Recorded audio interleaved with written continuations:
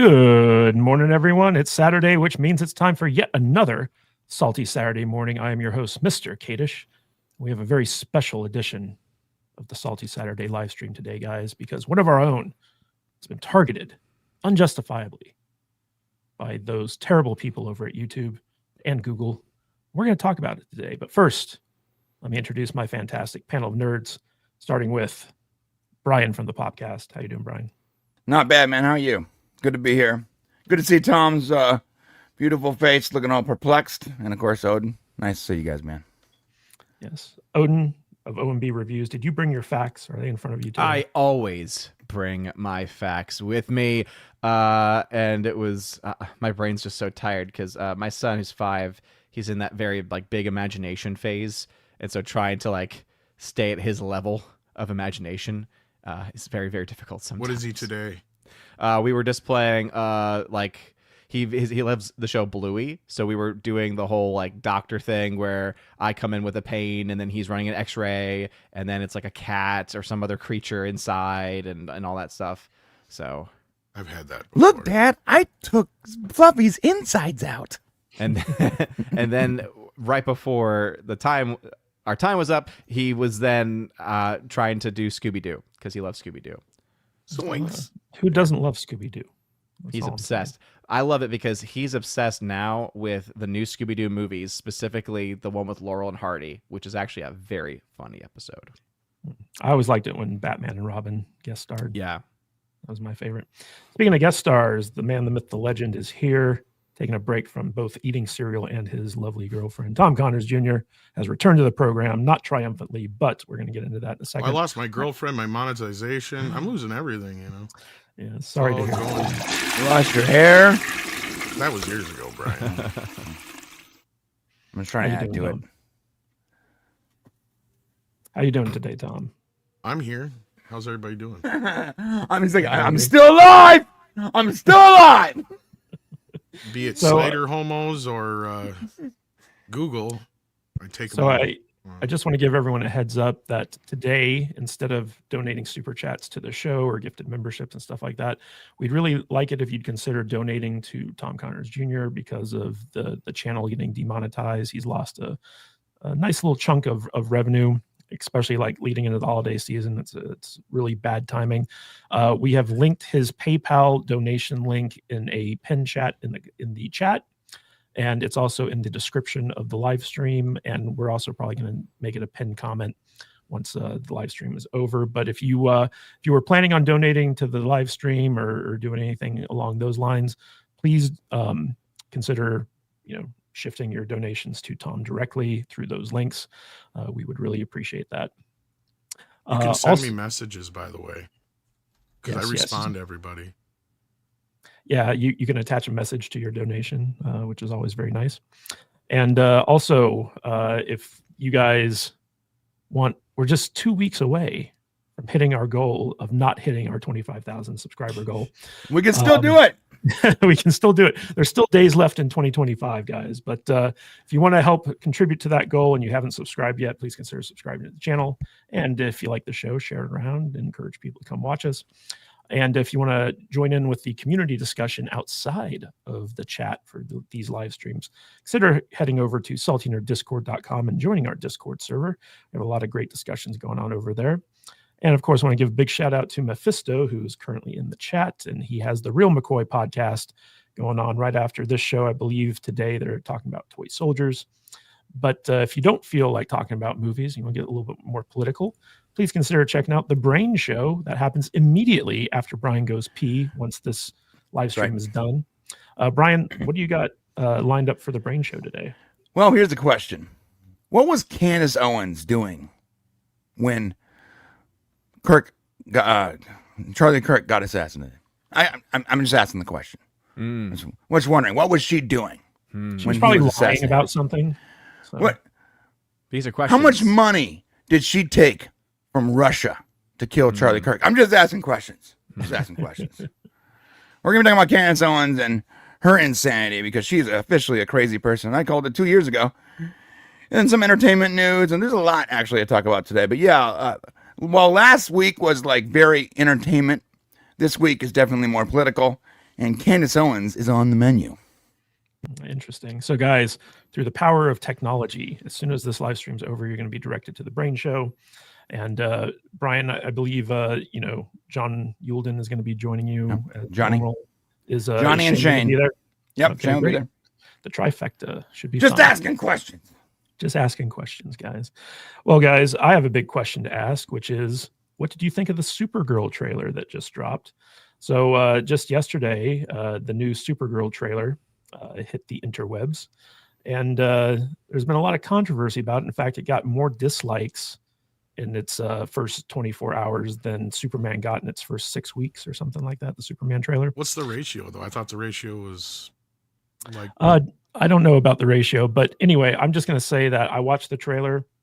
I liked it. I say the ratio is kind of important in this. Yeah, the ratio is not. I'll tell you, Tom. The ratio is not upside down. Well, you can get to the ratio. I'm just saying that, like, the people who are looking to criticize this trailer pointed out that it got more dislikes in a shorter period of time. And that's why you answer the other question that I just asked. And I will get to that, Tom. Okay. Let me host. Let me do the hosting duties. Okay. All right. So basically, I saw the trailer. It was kind of cool. We got one shot of Jason Momoa as Lobo, which I thought was pretty cool. I love the song that they use, the song choice, but it is a very James Gunn trailer. And so if you're not a fan of James Gunn, you're probably not going to like it. But I actually ended up enjoying it. I like Miley Alcock. I didn't like the opening of the trailer with the dog peeing. Just because did you say Miley? Millie, whatever her name is. Okay. You mean peeing on Superman? That's a very important detail. If we're going into details well, just peeing in general. I don't like watching urine on screen, so keep it for the bathroom, guys. Anyway, so overall, like, I thought that the trailer was interesting. It kind of got me a little bit interested to see like where they're going with it. But I know that there's a lot of poo-pooing on this trailer out there on the interwebs. So I wanted to open it up to the panel and see what everyone said. I already know what Brian and Tom are going to say pretty much. But Brian, what was your take on the Supergirl trailer? It's okay. I also like Millie Alcock as Supergirl. I like what they're doing with her. I also like the comic book series that they're basing it on. I think it's a great series. Whenever you make a trailer with pop music, you're going to have people that say, I don't like that song. You're going to have, like, music is subjective. It's very subjective. And while there is music that a lot of people like, that's why it's called pop music, aka popular music. Not all pop music is going to be liked by everyone. And so, while I'm a fan of Blondie, I don't necessarily like that song as much as other people do. So you're taking a risk when you make a trailer with a pop song. Superman had the classic, there was some guitar in it, whatever, but it was the classic sort of take on, it was their version of the classic Superman theme. So a lot of people were pretty much on board with that. So I think doing a pop song is you're running a risk. It's not bad at all. I don't think the trailer is bad. I think I think the pop song was a super edgy choice, and I do think that's very James Gunn. It's very Guardians of the Galaxy. Nothing wrong with that. I still think the movie looks is going to be awesome. Lobo, that one little shot we got, has me excited. I'm a Jason Momoa fan. Ever since Stargate Atlantis, I've been a huge Jason Momoa fan. He's not like the best actor. He's not an Oscar-winning actor, but he's a fun guy. He's a fun guy that gets the job done. And so when you put him in the right role, he's going to entertain you. And that's what I'm looking for. And I think Millie Alcock looks the part. I think she has the attitude. I think she looks like Supergirl. So how much more can you ask for I guess you can ask for a lot more, but nowadays, how much more can you ask for than for your characters to look like the characters that you grew up reading, right? And up until James Gunn, we were getting a lot of characters that didn't look like their comic book counterparts. Nothing against Kelly, whatever her name is, the chick from The Flash.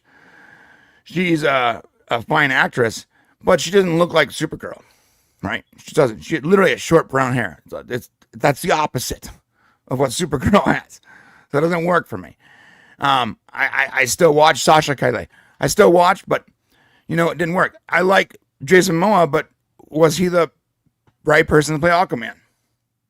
I mean, he worked in their version of it, but it wasn't the Aquaman that I grew up reading.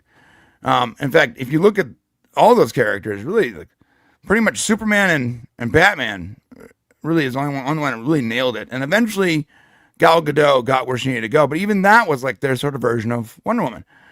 So I like Millie Alcock. I think she looks great. I think the movie's going to be great. But I think the trailer was just okay. And I think that choosing a pop song is a risk. But this is the first trailer. So the first trailer is not always, it doesn't always knock it out of the park. We're going to see more when we get more trailers coming up. And in no way am I worried about the film or whatever. I'm still stoked for it. I just think that the choosing a pop song was a calculated risk. And it's a very James Gunn thing to do. And I also don't like the opening shot being someone urinating. It's weird for me.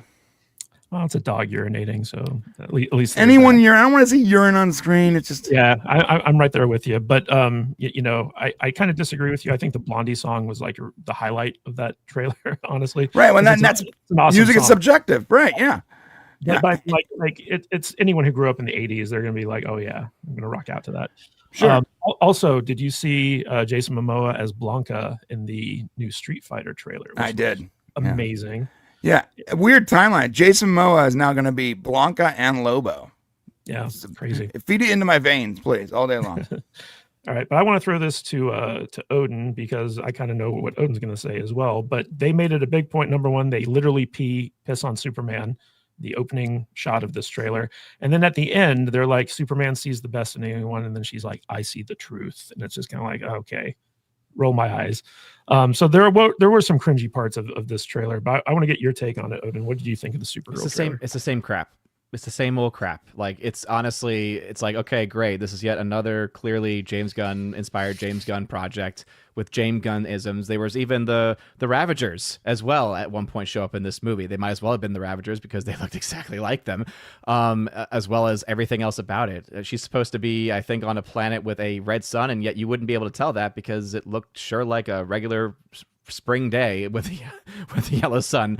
I mean, again, if you want to get into the nitty gritty of all that stuff, there's issues, but ultimately, yeah, I mean, the whole concept of, truth, justice, and whatever. I mean, that's exactly if that's what they are putting into the character, then that's what they should expect as far as reactions are concerned, because it's like, okay, great, whatever. Again, just this is going to be yet another one of these films where, you have your passionate fan base that's going to go and watch it and support it, but it's not going to be able to capture the zeitgeist. It's not going to be able to capture the masses that they would be hoping to be able to capture with a project like this. And with Alcock herself, she's a great actress, but when I think of the look of Supergirl, I think back to like a character like Smallville, because everything that I've ever done, again, I'm not a comics expert, but I've always thought that the character is supposed to be like a striking beauty, and nothing against her. She's not a striking beauty, though. She does not fit that like blonde bombshell characterization that I think has been a part of that character for a long time. And also based off of the things that I've heard, at the very least, as far as the story, I don't think anything being based off of a more modern comic run is ever a good thing. Because this comic runs from the 2020s? Is that where I'm gathering this from? So like it's very modern as far as this comic run. So the story then very modern as well. Again, I don't think this is it. And since Superman was not really able to reach the heights that many thought it was going to reach, I don't think this thing is going to do much of anything. Yeah, the thing is, though, we've been asking them to do the simple task of going back to the comic book stats and picking out stories and arcs that people, the audience, the actual fans of the characters like. And that's exactly what they did here. They took the most popular book and it's of the modern era of all time of that series. Well, I mean, look, okay, let's be real. How many standout Supergirl comic books can you remember? I'm not a comics person, but I'm pretty sure comic that book fans in the chat, how many standout Supergirl comics can you remember? Hey guys, real quick before we get to this is the most standout one. Before we get to Tom on this, I think that you guys just kind of touched on like one of the bigger issues here, and in fact, I've posted about this on Twitter recently, which is basically the problem with this isn't so much it's like, oh, here's the best Supergirl run that we're adapting into a Supergirl movie. The problem is that James Gunn unilaterally decided, okay, we're going to be making a Supergirl movie, we're going to be making this movie and this movie. instead of like listening to what the fans actually want. The fans want Wonder Woman, they want Batman, they want, you know, these legacy characters to establish the universe and then branch out into these like more minor characters, kind of like how Marvel did with their first phase, and then he came in and did Guardians of the Galaxy, which was a D-list tier of superheroes before he got his hands on it. But now, we tried that last time. No, we didn't. Not well. And Not no, well. Not well. You No. know, you're right. But like, are we going to repeat the exact thing we just did? Well, what I'm saying is that this was a James Gunn decision as opposed to a audience centric decision, and I think that you know, him doing Peacemaker and now Supergirl without the audience really being on board with like the direction he wants to take things in is part of the problem that we're currently facing. Now I want to go to Tom's take on this. Tom, what did you think of the Supergirl trailer? Why do you guys do this shit to me? We love you, Tom. All right, first of all, Blondie needs to stop being used in trailers, period. Yeah, I agree with that. It has been overused to death, Matthew, since Bride of Chucky. I mean, since the 80s. So. I'm so tired of Blondie in every fucking... Like, I'm more tired than the old pop song being reinvigorated in a trailer. More so just Blondie, period. Quit using that song her. Slaps. Blondie's awesome. I don't care. I love the song, but problem is it's been used so many fucking times now. Like I said, since Bride of Chucky, for Pete's sake. We're talking 30 years ago now. Okay, so the other negatives, look, I didn't think the trailer sold the movie very well. That's part of the problem, too. The other side of this, though, is I don't see James Gunn's name anywhere on the writing of this. So I get where people are coming from. It does look and feel like a James Gunn product, but his name is not, he didn't write it. He's not directing it. He's a producer, yes. On the other thing that I got to kind of keep reminding people of on this whole thing with Superman and Supergirl, yeah, the dog pisses on a picture of Superman, and I get people's reaction to that. But it's not a comment on Superman. It's a comment on how shitty of a owner Supergirl is and how irresponsible she is. Now, I can understand and totally get people not liking this version of the character. I can respect that. But at the same time, I'm somebody who does not like redundant characters. I am sick and tired of, you know, Batgirl, Batwoman, Batkid, Bat this, Flash that, you know, Bat Baby. Bat Baby. Yeah, it's like, okay, we don't need 100 other ones. I don't care about whatever redundant character. So the fact that they're actually making her different than Superman is a plus for me.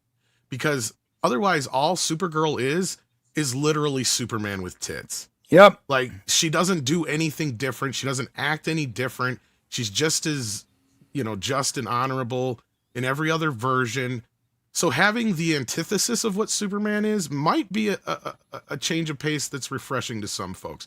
Now, I get it. The Tom King thing, I can totally respect the rejection there. This movie might suck ass. It might. Because of that, I don't know. I didn't see much in the trailer to kind of tell me one way or the other. But I just kind of look at it going, at least it's different. It's not... Because another thing that people have been using to try to defend their opinions on this, because I've never seen so many people who are all of a sudden Supergirl fans. Oh, I know. It's crazy. My entire life. And not only that, they try using the 1984 movie as an example. I'm like, you guys do realize that movie sucked so bad that Christopher Reeve was like, no, I'll wait for Quest for Peace. Yeah, it was so bad. Like, Come they on. gave him the option to be in that movie, and he's like, no, I'm good. I'm good. I'll wait for Quest for Peace instead. I don't need a pay. I don't need a paycheck. Yeah.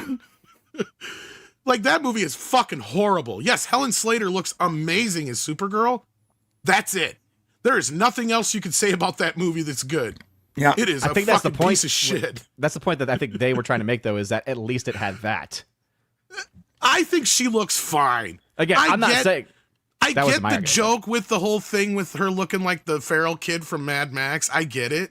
It's fine. But also she's young, so Odin at the same time, like, you know, she's a kid to us still, technically. I get it. I'm not To us, calling her she's ugly, though. That's the thing. I want to make never that said you very said she was clear. ugly. Yeah. But I could see where certain people wouldn't find her attractive where others would. Right? Yeah. Like, it's like, I get there's, again, it's going to be a matter of taste. And I agree with you. This movie's not going to probably do as well as Superman. Now, Superman, people still won't give it credit for what it did domestically. I don't know why. But I've also heard this movie didn't cost nearly as much as Superman. I've been hearing that for a while.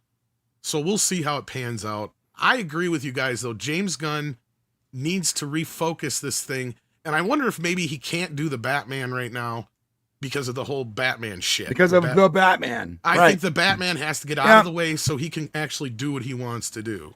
Yeah. So can I add to that, man? You're so right. Supergirl, the reason why she's always been overlooked outside of Superman with tits is because for a long time she was just Superman with boobs. That's it. And the reason why a lot of people flock to Women of Tomorrow, the Tom King series, is because he added depth to the character. He made her not just Superman with boobs, but her own character, someone who had demons. Superman was a baby when he left Krypton. He doesn't remember Krypton. He doesn't remember his parents. He is outside of whatever he can find in his little baby ship. He doesn't know anything about his heritage. While Supergirl, on the other hand, was a teenager. She lived a life before everything was destroyed. So she has a lot more demons and a lot more baggage than Superman does. Superman was effectively just an American corn-fed Kansas boy that has superpowers. Supergirl is an alien from another planet. She watched her family die and her world be destroyed. And now she's here. So it's a different character. So putting them in the same box and having her act the same way Superman acts for 50 years made no sense, which is why she was continually overlooked outside of the books she was in with Superman. She just wasn't a very interesting character. They tried to change that in some of the cartoons, JLU, and some of these awesome cartoons that we've gotten, but they didn't get the kind of traction that I think this movie's going to get.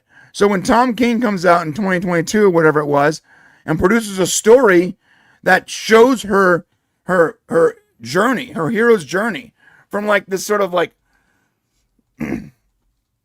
messed up, baggage-ridden person to someone who can start to realize what it is to be a hero and maybe even see her cousin's side of the book.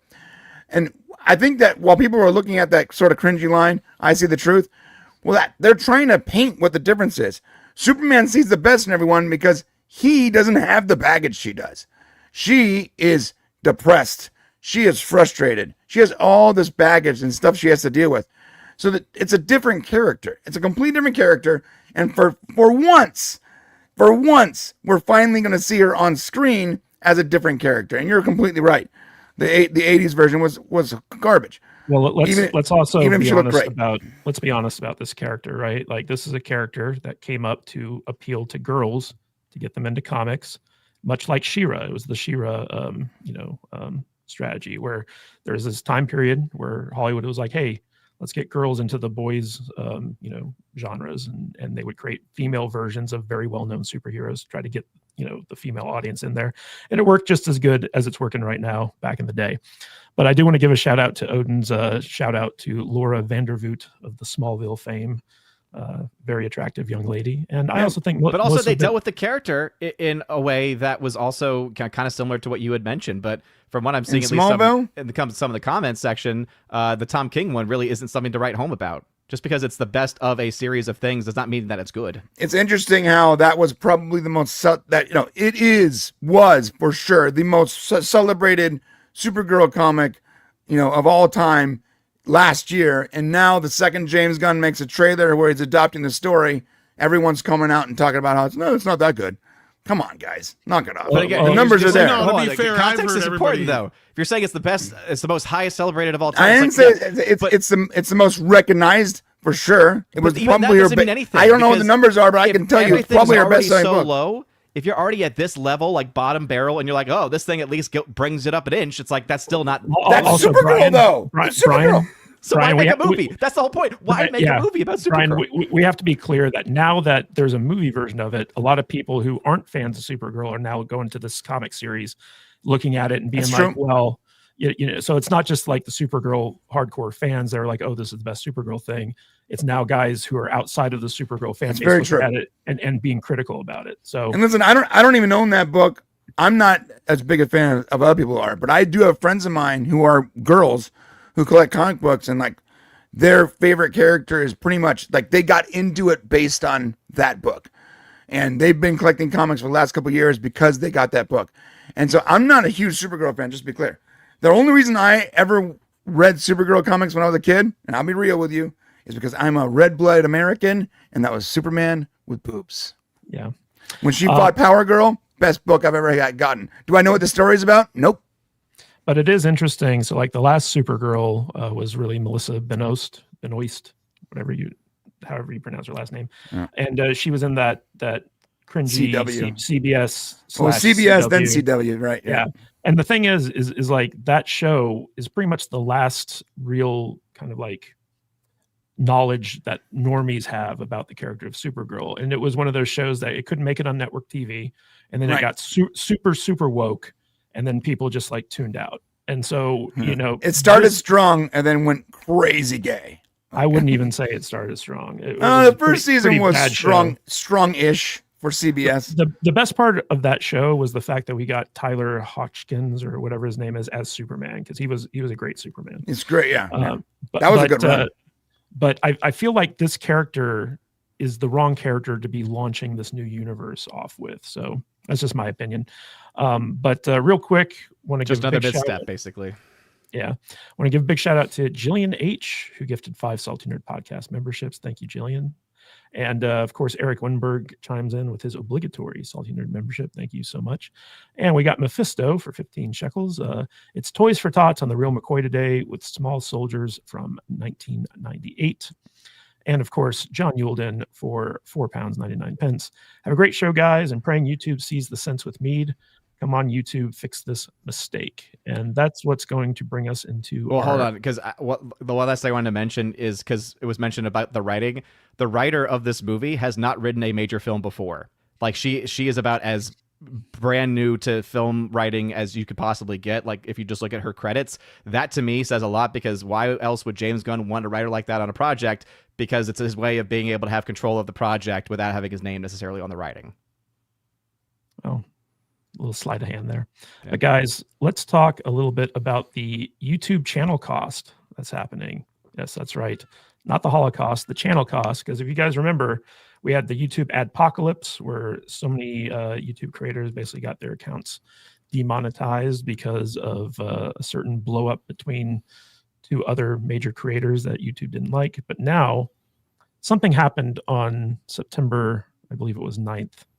Which is that was the day that YouTube basically converted from their traditional algorithmic based system to a completely AI controlled system with Google Gemini basically controlling all the different aspects of YouTube's recommendations and analysis and tokenization and all this other stuff.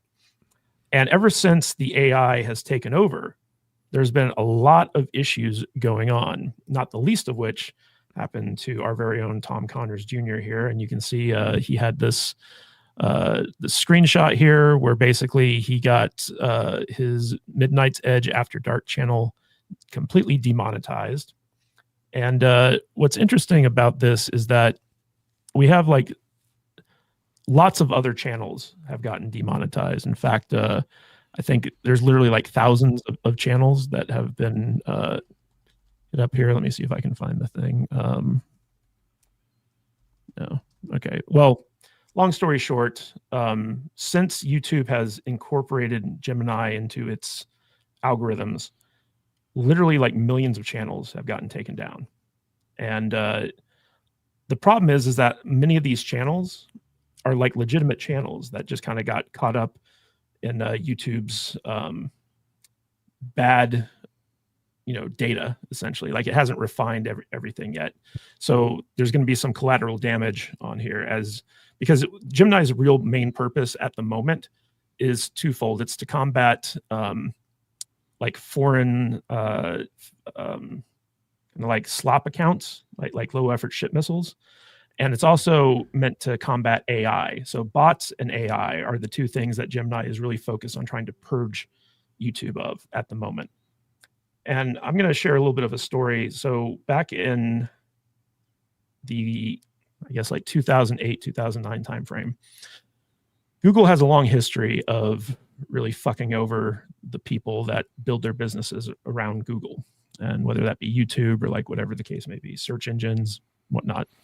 Back in the 2008 timeframe, I was living in Los Angeles. I was running my own marketing business, online marketing business. And Google was like my primary advertising platform. Like I would advertise stuff on Google.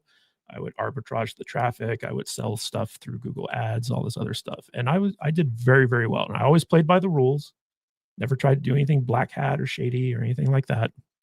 And then Google has this tendency to institute new policies and apply them retroactively. So even if you were doing everything by the rules, if they suddenly change the rules and that includes something that you were doing previously, which was considered okay by Google, they will then start punishing you for having done it, even though you were in complete alignment with their guidelines at that time. And they have always done this. They have always retroactively applied shit to all accounts on Google services, even if you were doing things right at the time. Yep. And this thing that's happening with these channels getting demonetized or deleted or what have you is the same thing, where basically they instituted this new Gemini takeover of the YouTube system.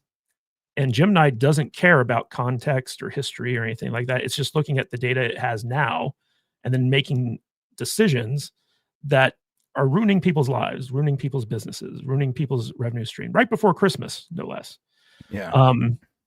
So there's a lot of shit going on here. And Neil Monham, I forget how to pronounce his name, but it's very interesting because he basically says that they're going to proceed with and expand the AI moderation tools despite the backlash that they're getting. Now, knowing Google, eventually they'll get around to fine tuning this stuff and fixing it so that this stuff doesn't happen. But in the meantime, they don't care about the collateral damage that it's causing because it's giving them data with which to continue to train the AI. But Grums here says like there is a strategy at YouTube that's been unfolding over the past 6 to 8 months. Trim back all views of all channels, including huge ones like Mr. Beast, delete medium-sized channels, 300, 600K subs with AI moderation that is out of control, seemingly.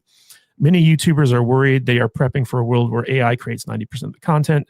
Removing human channels and views also shifts resources to AI, which is quickly sucking up all profits as tech is in the race to death for AGI. Now, Neil Monham, however you pronounce his last name, he's big into AI. Like he's the one who's like really pushing YouTube's integration with Google's like AI stuff. Like he's all for it, including incorporating the tools to create AI content directly through the YouTube studio and all this other stuff.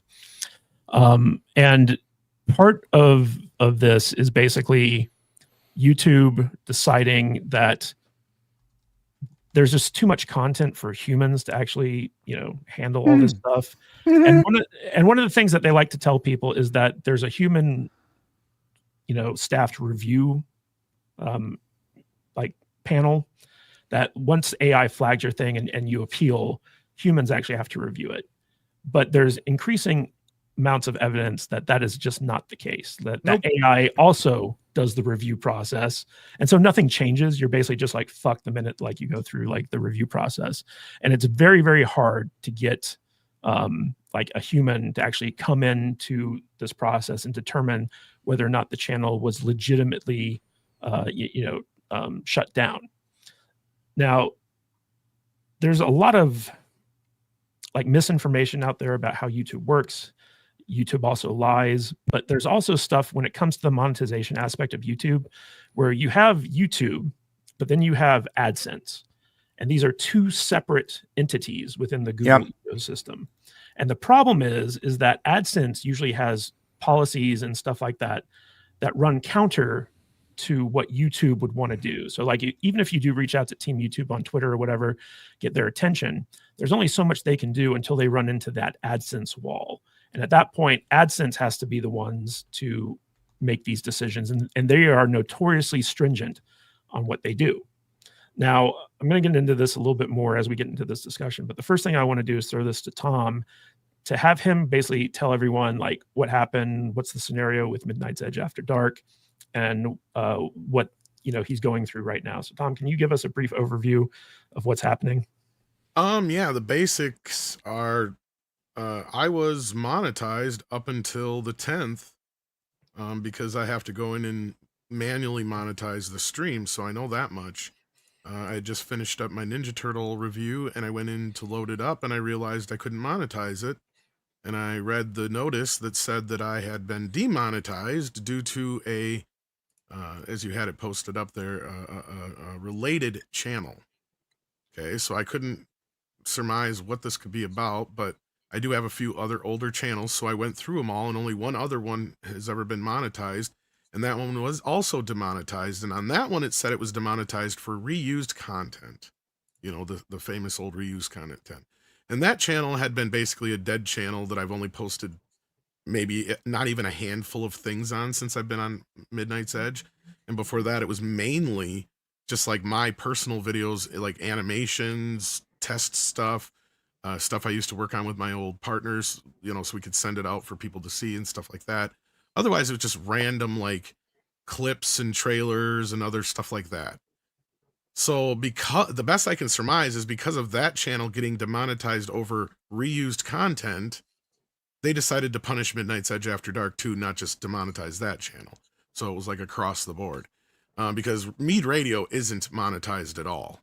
Even though it's under the same email, it's not under the same AdSense, but that other channel would have been. So like you were saying, Matt, that's kind of where I'm at right now, is basically no real explanation other than that. Even with all the signal boosting that everybody's been doing, which I want to thank everybody for. You guys have been amazing. The outpouring has been just amazing, and I can't even begin to thank everybody for everything that they've done so far. But it hasn't gotten YouTube's attention, or at least to the point where they've sought out any reason to contact me at all. I've gotten zero response. Even their automated bullshit hasn't even come up on any of my posts yet. So I will probably have to do the appeal process, which I know I was talking to you about it just before the show, Matt, and I've been discussing it with a few other people. I haven't exactly gone through that yet. I'll probably do that Monday or Tuesday once I consult with you and a few other people. And Andre makes his decisions on this, because that's the other thing, is Andre's panicking right now because he's worried about this affecting the main channel.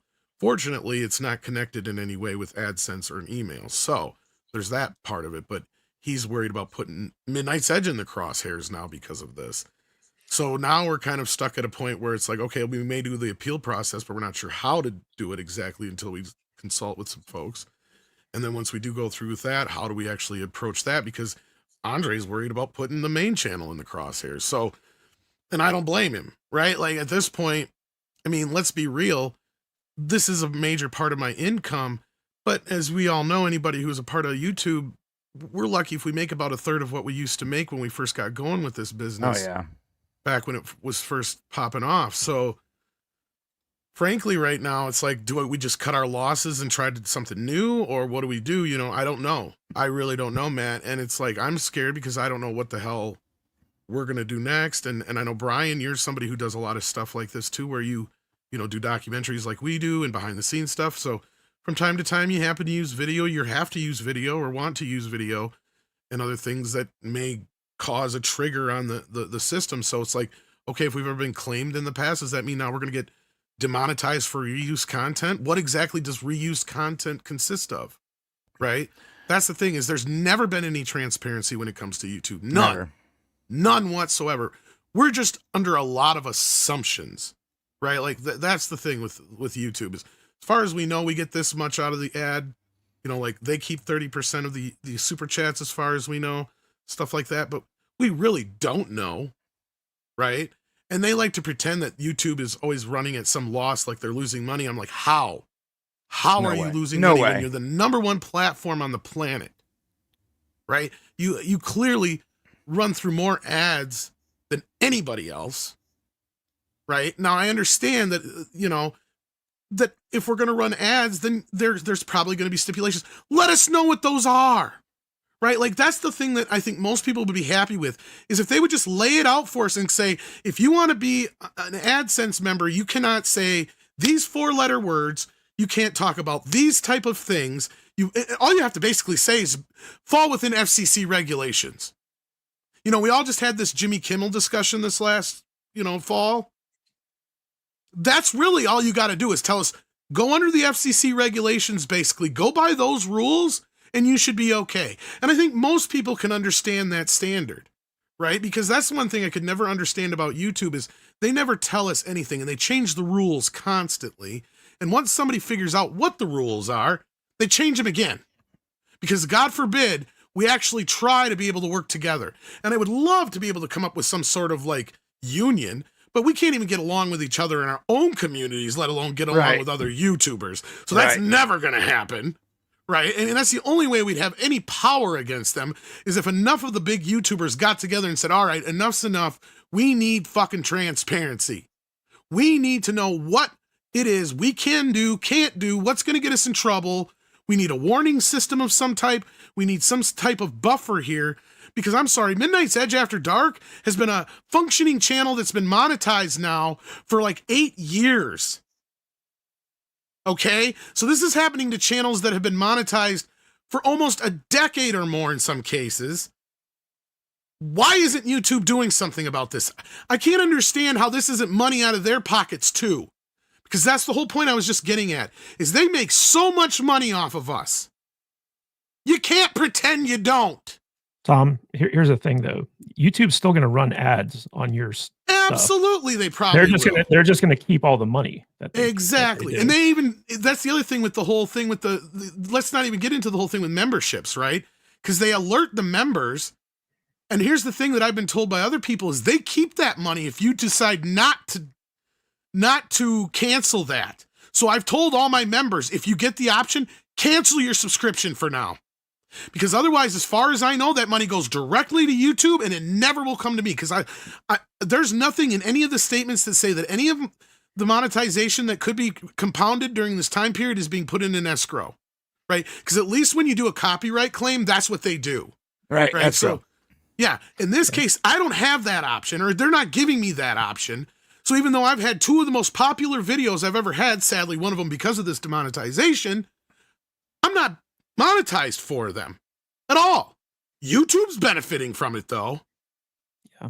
And Tom, one of the things I want to hammer home, and I've been dealing with this since my, Google collapsed my marketing business back in 2008, 2009, is that Google and by extension YouTube, they don't look at creators or marketers or the people who buy advertising as their actual customers.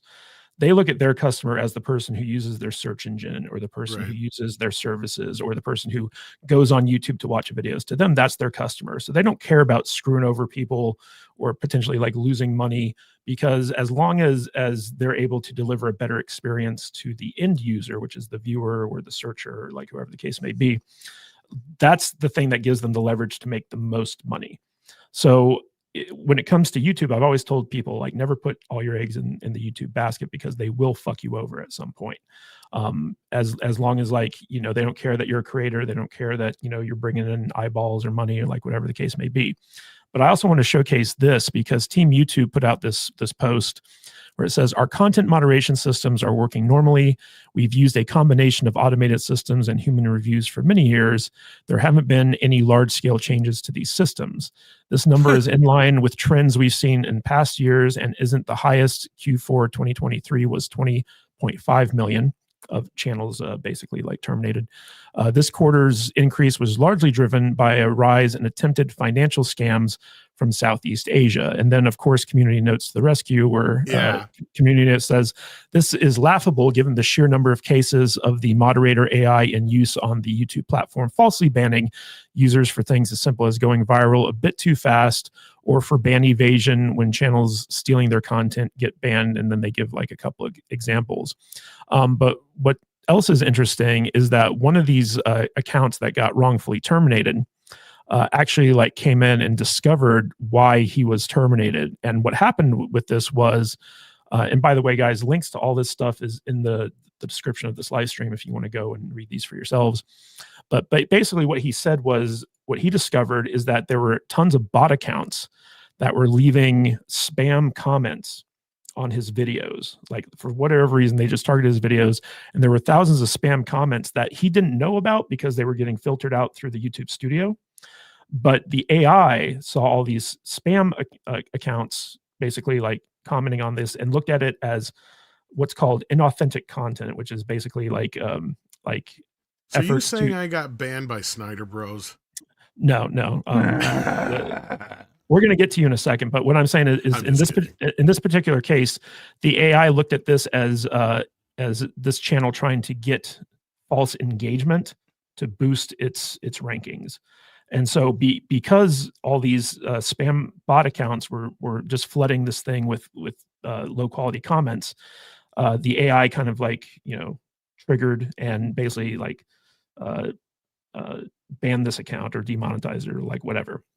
And so like, yes, there are a lot of like financial scams and there's a lot of AI slop that this AI is trying to combat, but it's also conflating some of these things. Now in Tom's case, I think the good news for Tom, and I'm going to throw this to Brian in a little bit because he's got a lot of experience with this, but I think the good news for Tom is that the main Midnight's Edge channel, I don't think is in any danger. What happens here is that because you had an account that was effectively demonetized and had an AdSense account linked to it, with AdSense, if there's ever anything where basically like, there's the implication of being fraudulent, anything connected to that AdSense account is then therefore determined to be fraudulent and everything shut down. Just nuked. Yep. Yeah. So if you were sharing an AdSense account between these two channels and one channel gets demonetized for whatever reason, then all the channels connected to that thing are in danger of being demonetized or deleted or like whatever the case may be. And that's on AdSense's end. Now, I just got done helping out a client for like the last 9 months who, long story short, he was with an MCN, multi-channel network, and he left the MCN and went, private again. And so when the NCM released his channel, there was an issue where AdSense saw that like he had like multiple AdSense accounts, even though he didn't. And I'll get into that in a second. But what happens is when you join the partner program on YouTube, you have the option to have YouTube create an AdSense account for you, or you can go and create an AdSense account independently and then link it to the YouTube channel. And because he had multiple channels, he did that, right? So like he had some channels where YouTube created the AdSense account for him, and then other channels where he linked it to an existing AdSense account. And under AdSense's terms of service, you're not allowed to have more than one AdSense account, specifically for fraud and stuff like that. So what happened was he wasn't able to monetize his channel, which was a big channel, for like a really long time, because AdSense kept coming back and being like, you're being denied linking this with YouTube because you're in violation of our terms of service. But of course, they don't tell you what the terms of service are. So through like a long extended process, we eventually found out like what the issue was, and we were able to resolve it and get this guy, monetized once more. But it was such a fucking headache because we'd have people at YouTube who actually wanted to help us, but then they get to the point where it's like, okay, well, now you have to deal with AdSense support. And then AdSense support was just like, go fuck yourself, So it was a very long, complicated process. But Tom, one of the issues with the quote unquote, what was it, reused content thing? Was that the correct? Yeah, the original channel that caused it was a channel that was like 13, 14 years old. All right. Yeah. So when it comes to the reused content thing, a lot of people don't know what that means. Yeah. And low key, YouTube's actually changed their definition of it starting in July of this year, where basically they've transitioned from reused content to what they call inauthentic content. And what this, so like it renamed repetitious content, and it was a direct move to target mass-produced or templated shorts, because what's happening is there's a lot of people using AI to basically just churn out like, thousands and thousands of short videos that they then flood into the YouTube ecosystem in an attempt to basically just like farm AdSense revenue and stuff like that. So would this even go after people that like actually are editing? Because like I know, for instance, like John Talks, kind of changed his channel to becoming kind of like that, where it's a mixture of clips from like news articles and things like that. It's not so much the clips. It's that. So Gemini, which is the AI that now runs YouTube, is called a multimodal AI, which basically means it can read text, it can listen to sounds, and it can watch a video, right? So like it's able to basically analyze video from a visual perspective, an audio perspective, and a written perspective, okay? So if there's signs or letters that flash on the screen, it can actually read those letters. It analyzes every single frame of video, and it applies what's called tokens to everything it discovers in those videos. So like if there's like headphones, it'll say like the headphone token. If there's a microphone, there's a microphone token. It might assign like a podcasting token or like whatever, to try to basically categorize all the elements of the video to figure out how, like as closely as it can, how authentic the video is.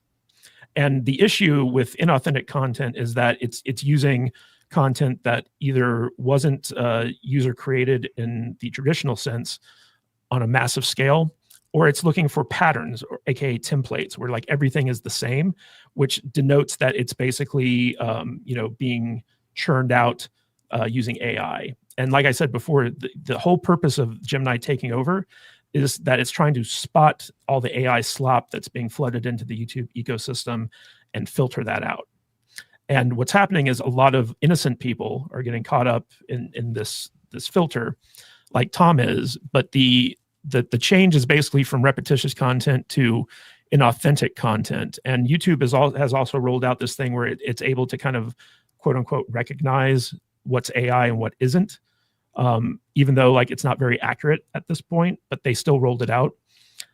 So I think that Tom's initial channel might have gotten caught up in that, because just from hearing about how like the type of content that was on that channel, it might have gotten flagged by Gemini as being like inauthentic, right? AKA not human created, because that's more of what they're targeting now, is the AI created like 100% channels, as opposed to channels that might reuse content or like whatever the case may be.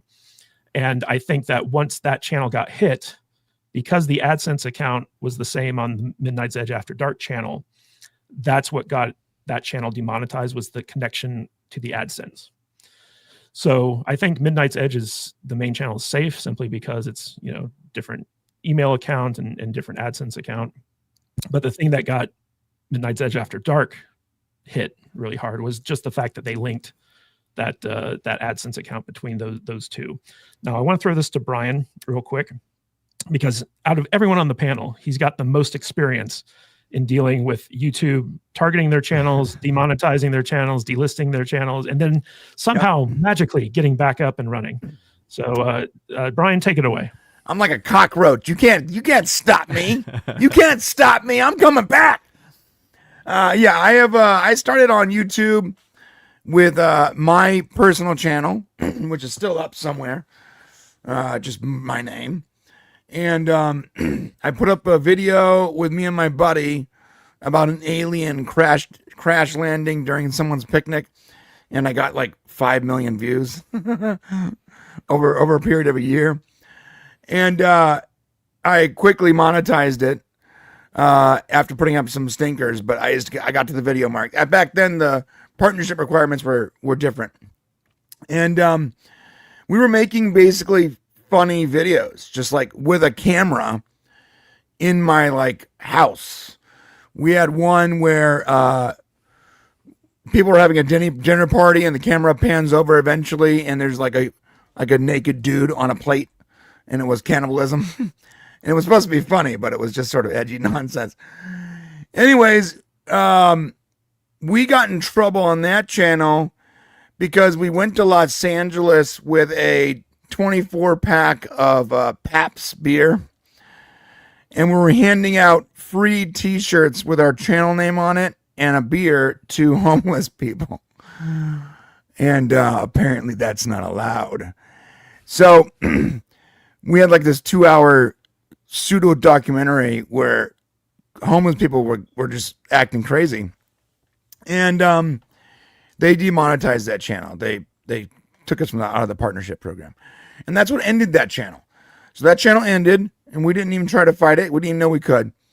And then a few years later, I started Mixed Teas. This is before there was brand accounts and all that. By the way, guys, I've been here for a long time. These guys, they're all veterans. We've been doing this for a long time. YouTube has been a home since before digital cameras for me, like a long time. So that channel, Mixed Teas, is still running. It's great. But it went from being like a show that me and Shane did, and it was to support our actual business, which is a t-shirt website, mixedteas.com. Go check it out. Awesome sales right now. Well, we were doing a daily show and a bunch of reviews and employee videos, and we had some of our employees would go up there and like make videos. It was almost like a very low effort, small version of LTT, but with t-shirts, right? And then we got to the point where we could get partnership, but they wouldn't give it to us. They wouldn't approve us for an AdSense. Something to do with the business name, or Matt, we went in circles. We talked to hundreds of people, could never figure out how to get that channel monetized. Something about the brand, something about another AdSense account that might have been attached to that. Because Mixed Teas has been a t-shirt site for 22 years, right? So at some point there was probably like an advertise. We had probably had an account for advertising, and I guess that was a problem. I don't know. Well, we decided to leave that channel demonetized and move, and we moved over to the Popcast, and that's our main channel. From there, we started like 4 more channels, and one of those being Popcast Unleashed, which was like basically our live show and not our produced content. And that channel was demonetized once for reused content. It was demonetized once for medical misinformation. It was demonetized once for, and I'm not joking, for :space, and there was no reason in the email. There was just no reason. What they say about that colon space, all right? That colon space can really get you hit. Bro, colonoscopy. So we've demonetized, that channel's been demonetized 3 times. I've had our Marvel channel. We grew too fast. By the way, you can grow too fast and get and lose your partnership because they think you're tweaking the system. And so we had a Marvel channel called Marvel Unleashed. I don't even know if it's up anymore. If it is, I'm not using it. But that channel, it was right around the time that Deadpool first came out, the first Deadpool, and we were covering like the leaked trailer, and we made like a bunch of produced little videos about Deadpool and Marvel, and it grew really fast. Like it got monetized really quick, and apparently we had a really popular video that got like 100,000 views in like a week, and YouTube was like, no, and they just took us off. I got like 3 copyright strikes in like a matter of like a day or something crazy. Now, those channels, we were tied to the same podcast AdSense account. So we were very much worried that eventually these channels would mess with our main account. They never did. Thankfully, because of all the reasons it wasn't like community guideline strikes.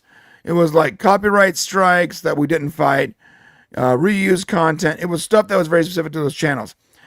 I was able to get remonetized on DC Unleashed and on Popcast Unleashed, and I made the very, in my opinion, wise decision to disconnect those channels from my main channel.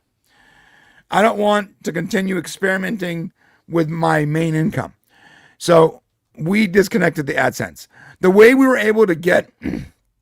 now Brain Show is its own thing. There's a reason why we changed the name from Popcast Unleashed to Brain Show was because the Popcast Unleashed was the Popcast.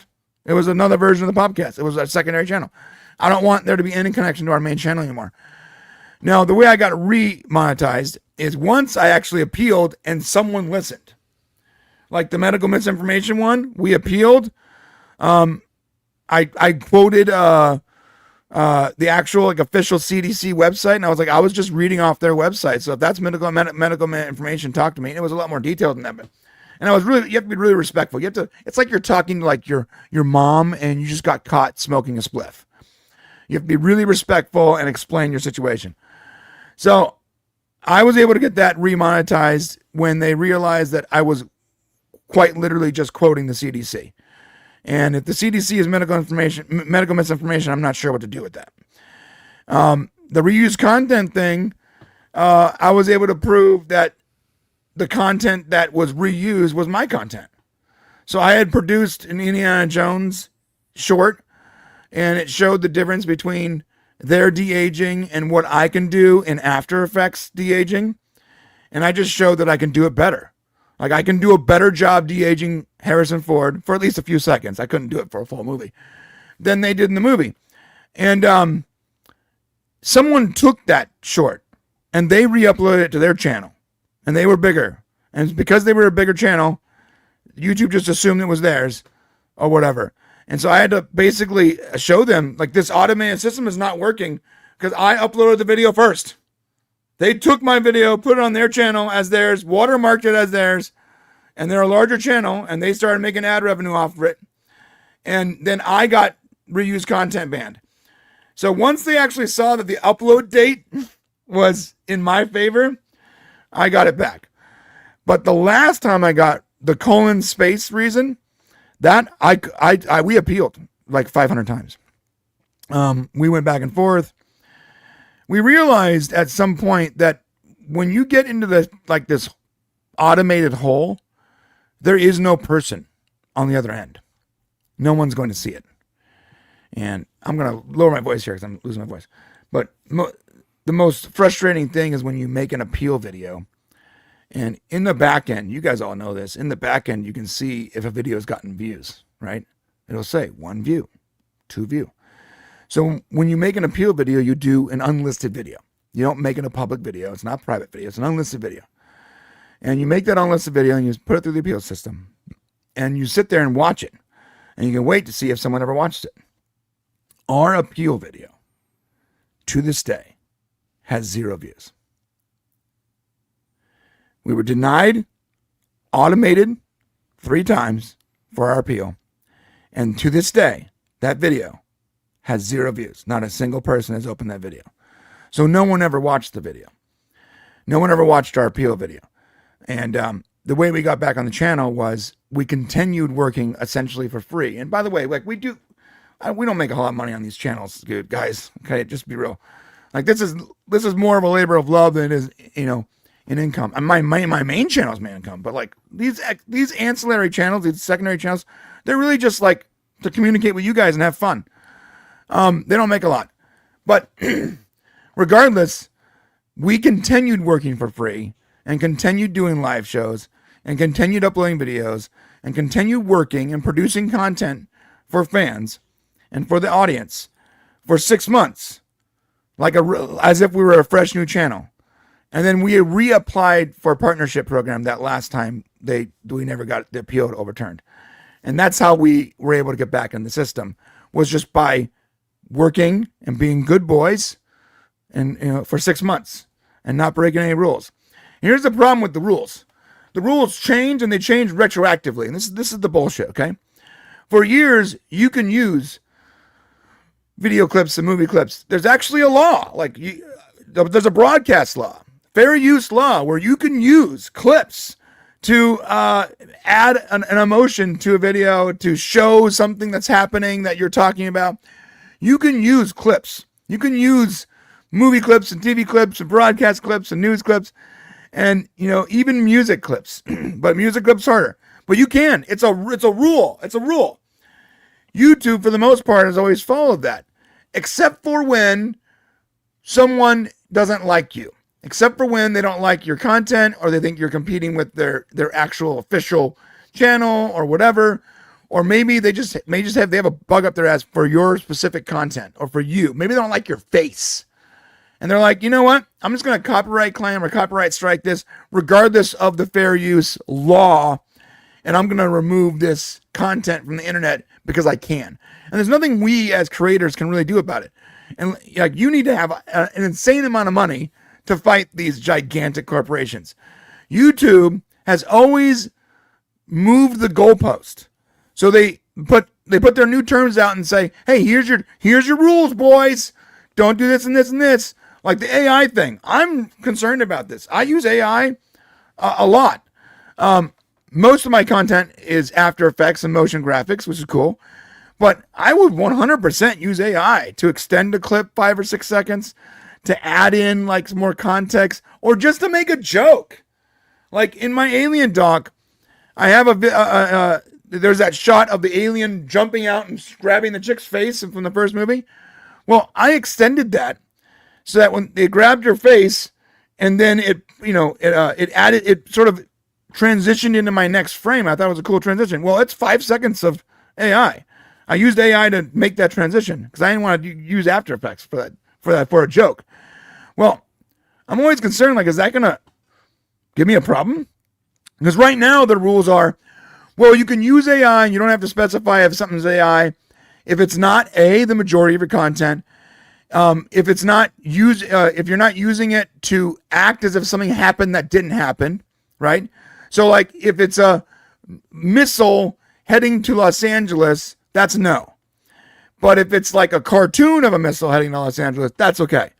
So if you're not trying to fool someone with something that didn't happen with a real person or a real place, or if it's not the majority of your content, that's what they say right now. But what happens in 6 months?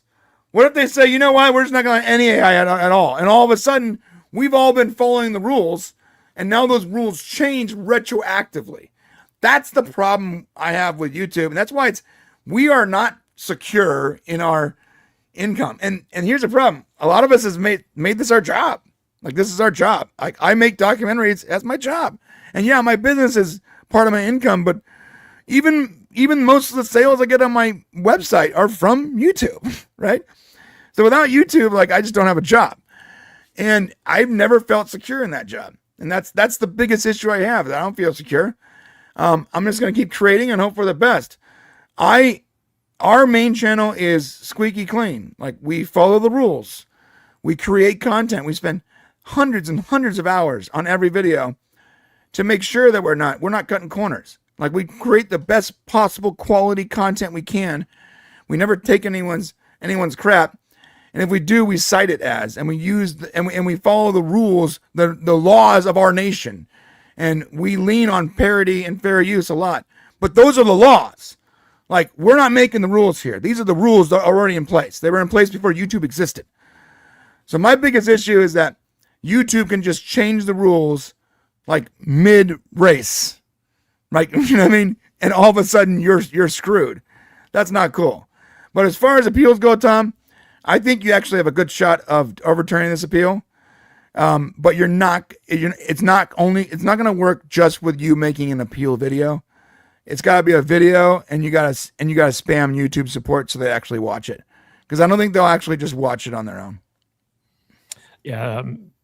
One of the reasons YouTube and Google keep a lot of their guidelines vague is specifically so that they have room to maneuver when situations like this happen. And it is very frustrating. Like, if they were very specific in their guidelines, it would help creators, but it would also put them in a situation where, like, if they make a mistake or whatever, like, they're at fault. But Odin, I'd like to hear your thoughts on this topic in general, and if you have any insights to add. I mean, it's just, I've had issues with this YouTube system for a long time, long before they integrated the Gemini, AI system, because it's always been a big channels game, basically. And by that, I mean a corporation's game.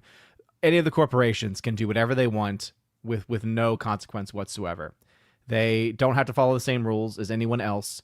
They don't get treated the same way as just regular content creators do.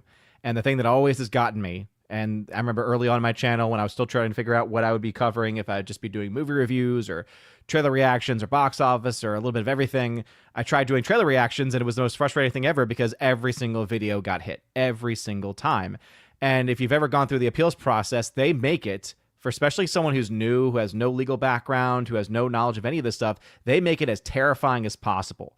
Because they say, are you sure that you want to appeal this? Are you absolutely sure? Because if you appeal and you lose, you could lose your channel and all. You could face litigation. Like, terrifying verbiage, dude. Make it as terrifying as they can for people who have no idea. Like, if you lose, we take your left foot. Yes. You're like, what the?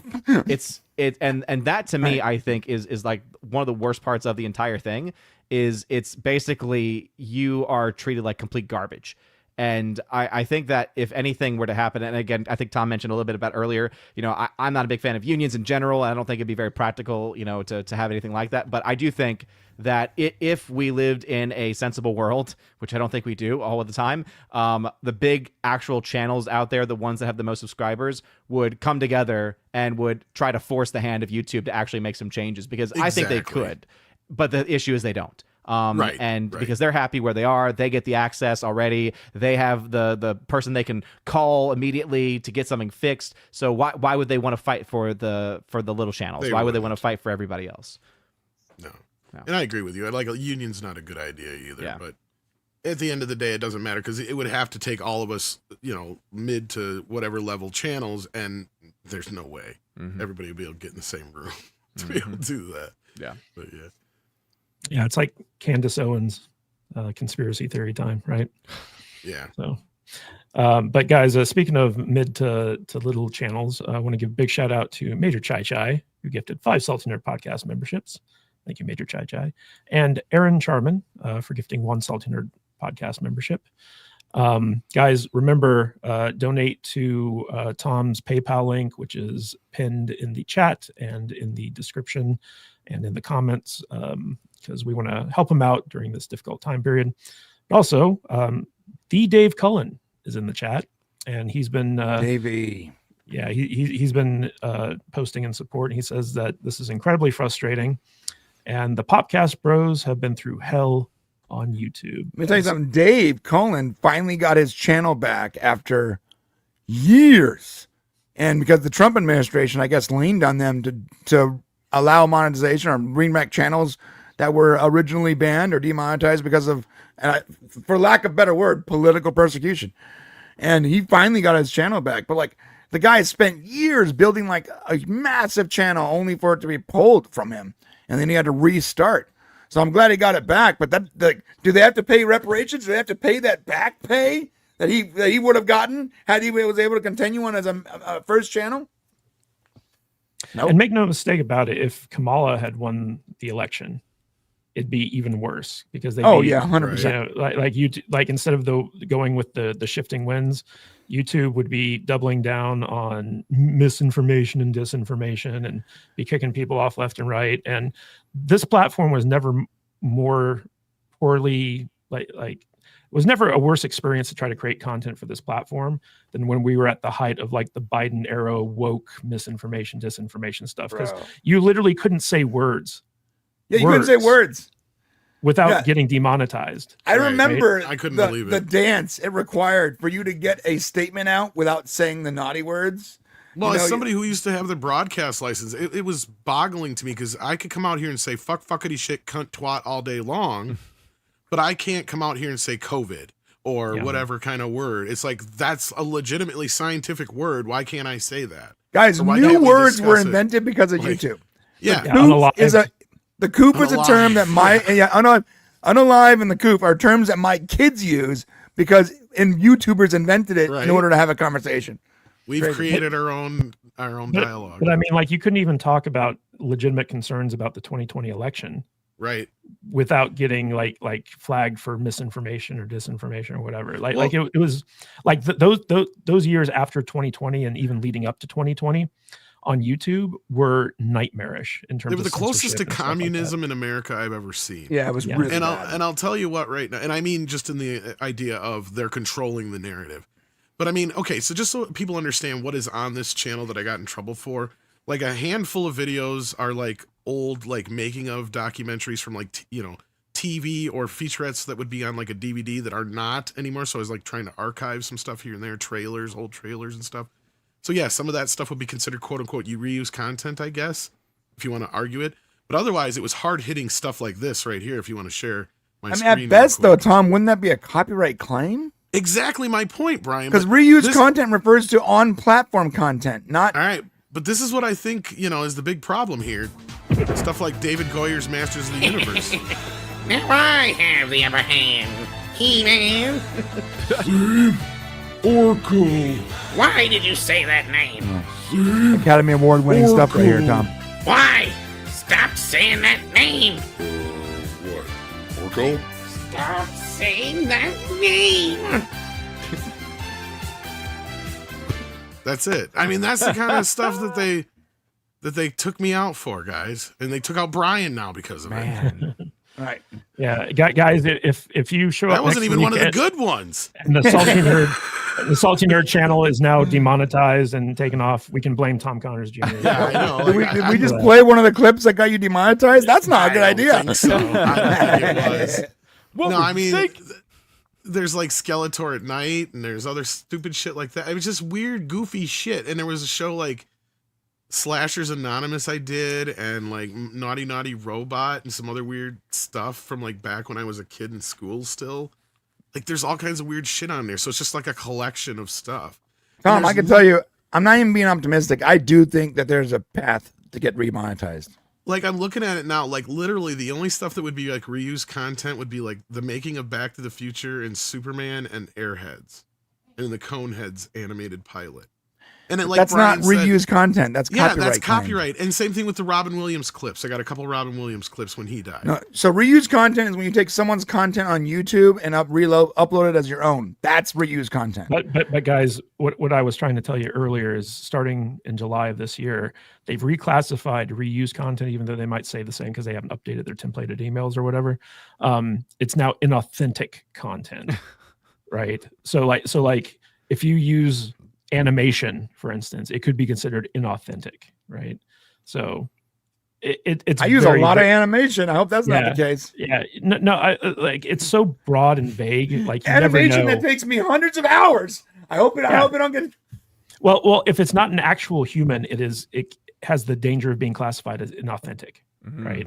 Because AI can do so much, right? It's like even that thing that Tom just showed, AI could have done that, right? Oh, yeah, even though it's like It'd have years done it old better. and stuff like that. Yeah, probably that done it was better. shit. But an AI looks at that and is like, okay, there's not an actual human in this thing, therefore it is inauthentic, right? So, Dude, I think YouTube is trying to get us all to eventually just be all channels with just us talking at the camera. I mean, I'm sorry, at the audience with a camera and nothing else. They don't want any kind of clips. They don't want any kind of animation, anything that illustrates your point whatsoever. They just want you looking at the camera. But guys, speaking of AI, let's talk a little bit about Disney officially embracing AI and potentially changing the course of Hollywood history. So it was recently announced that basically Disney has partnered with OpenAI, which is behind ChatGPT and Sora and all this other stuff.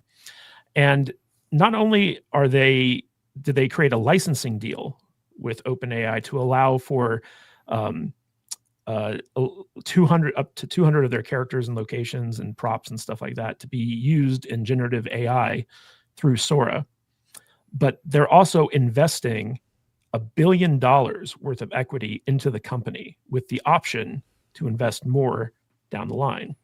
Now, this has big ramifications because number one, they're opening up the Sora kind of generative AI stuff to utilize copywritten figures. Now, this excludes like actor likenesses. So like, for instance, you can use Iron Man if the mask is closed, but you can't use Robert Downey Jr.'s face in the Iron Man outfit because that's outside of what Disney has the ability to license. You can't use character voices, right? Because a lot of these are celebrity voices, so you can't do that, or music, right? So like it's strictly just like the characters that are 100% owned by Disney, but it gives you access to all the Disney characters, all the Marvel characters, all the Star Wars characters, all that stuff. Now, in addition to this announcement, Disney has also revealed that they are now suing all the other AI companies, including Google, for copyright infringement because they claim that their AI is training on copyrighted material. And this is the basis of their lawsuit with Midjourney and a bunch of other AI companies out there. But the long story short here is basically Disney is embracing AI. It's going to be incorporating ChatGPT and OpenAI's other products into Disney Plus, into their video games, their apps, stuff like that. So eventually, I believe Disney is probably going to kind of like take over, do a merger and acquisition with OpenAI, similar to how they like took over Fox and and Lucasfilm and stuff like that. They're going to do the same thing with OpenAI, where OpenAI is going to basically become a wing of the Disney company. And they're going to be incorporating all of this AI technology into verticals across the board with their company. But the big thing is that they're also going to be curating a lot of this user-generated content using Disney licensed figures for inclusion into Disney Plus. And so therefore, they're going to be able to basically generate user content and serve it up as content on their streaming platform as a feature to keep people subscribed. So they're going to take the best stuff that people create, put it up on Disney Plus, and basically like use it as like free content generation. And a lot of people are upset with this. A lot of people in Hollywood, a lot of unions are coming out against this. I know that James Cameron in particular came out against this, which is kind of surprising considering that, you know, like his entire franchise is owned by Disney now. But a lot of big name filmmakers, including Spielberg and all these other guys, Scorsese, are coming out. And these are the people that are saying, like, we want Warner Brothers to be owned by Paramount as opposed to Netflix. And we don't want Disney, you know, utilizing AI and all this other stuff.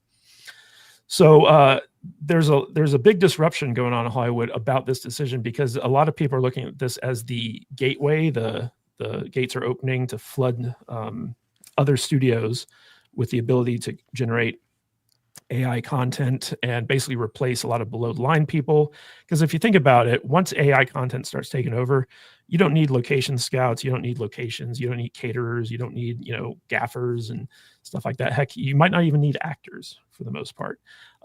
This is the type of thing that has the ability to completely upend the industry, especially considering that Disney, as one of the biggest companies on the planet, is going to be embracing this. And in fact, Brian, you know, as the biggest owner of Disney stock on this panel, this might actually help in terms of you getting your money back, because as we all know, with Elon Musk buying Twitter, the real value from Twitter was actually the data that he was able to use to launch his AI company, XAI. That's true. And that's the thing that has all the value with you know, the X social media stuff now. And it could be the same with Disney as they incorporate ChatGPT into like all their other like software offerings and apps and theme parks and all this other stuff. So I want to get the panel's take on this. And we're going to start with Tom Connors Jr. Tom, do you think this has the ability to completely upend Hollywood? No. I think that this is exactly what I and some others have probably discussed in the coming weeks to this, that Hollywood needed to get in front of this kind of stuff, and this is the way of doing it, is by licensing with one of these people to where they have a right to turn around and say, you can't do this if it's Google or some other AI program, so they control it, right? And this is why I've been saying that Hollywood will be fine. Hollywood will figure this thing out before everybody else does. It's you that needs to worry about it first. If you're somebody who's in customer service and works in a factory, does a job that is repetitive in any way, does a job that could be replaced easily by a machine like that, like AI, where you don't have to have a lot of, you know, decisions being made that aren't automated, right? Like at that point, other people shouldn't start worrying and panicking about AI more than Hollywood, because a lot of the folks in Hollywood are going to be fine. And why is that? Because of what you just said and what this whole thing with Google and Disney is about, and why Suno and other companies have already been faced with lawsuits. And this all goes back to even the George Carlin thing, when those guys did a AI version of George Carlin, if he was still alive today, doing a new comedy album. The point is that to be able to train these AIs, you have to use something, right? So if you take, you know, say, like, here's a fucking oddball one, but the 2016 Ghostbusters, right? And you feed this into an AI, this is copyrighted material, whether we like it or not, right?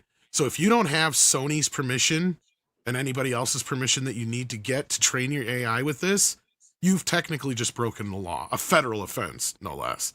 You know that warning that's in front of every movie that says FBI warning, da da da da da da da da. That's what you'd be breaking. And that's why Suno faced what they faced, and I don't know what happened there. I think they just worked a deal out with the music companies and probably paid them out the ass, because they paid them out the ass. I was going to say, because that's exactly what happened. And that's what's going to happen, is you basically are going to have to license this stuff to train your AIs, because otherwise you're not going to be able to use it. And at which point You also then have to have the license to be able to use it on your AI. So that makes total sense as to why Disney or HBO or Warner Brothers, whoever, would want to be able to utilize these things. And like I've said before, the next step of this is for us to be able to create our own material, but they would benefit from it, which is exactly what Disney is doing here, or going to do.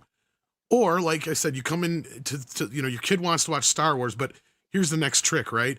You take a sample of their voice, and you scan around their head with your phone in in a complete 360, right? Or you just have them spin around however you want to do it, whatever they tell you in the instructions. You go to your Disney app, you put all that information in, right? And then they sit down to watch Star Wars, and your kid is Luke Skywalker. Like their face, their voice, and everything is Luke Skywalker in the movie, so they get to keep watching it as that. That's the next step for this shit. Like it's interactivity on both ends. So this does not surprise me at all, and I'm not surprised Google backed down as fast as they did, because the last thing I think they want to do is to get into a lawsuit with Disney right now, because these are two big companies who can afford to get into a Google lawsuit isn't backing down. Google Are they isn't not? backing down. No, in I fact, thought they removed it. I just read that they removed the Disney stuff, I thought.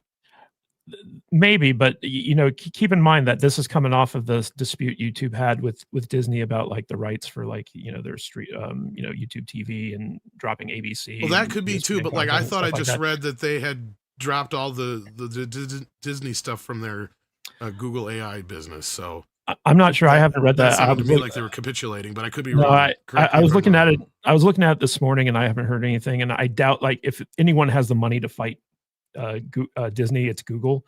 So like they might not want to be bullied on this stuff. I know that there are a couple other AI companies that were kind of like starting to buckle at the knees on this. But now that Google might have thrown their hat into the ring, like if Disney is suing every single AI company that basically has bottomless like funds, it could be bad. But Google might do like a strategic retreat in the meantime before they come back and hit them again. But here's what I read here, and this is from Gizmodo, I guess. Google has taken down AI generated content following Disney's cease and desist. This came out this morning. So okay, I don't know how accurate that is then, but well, we'll see what happens. But I know that Google right now, Google is in the lead in terms of like the AI tools that people are using. So we'll see how this affects things, because OpenAI is a competitor there. But I want OpenAI is going to win that war. Okay, well, I'd love to hear your thoughts on this when we get to you, Brian. But okay. I want to throw this to Odin first.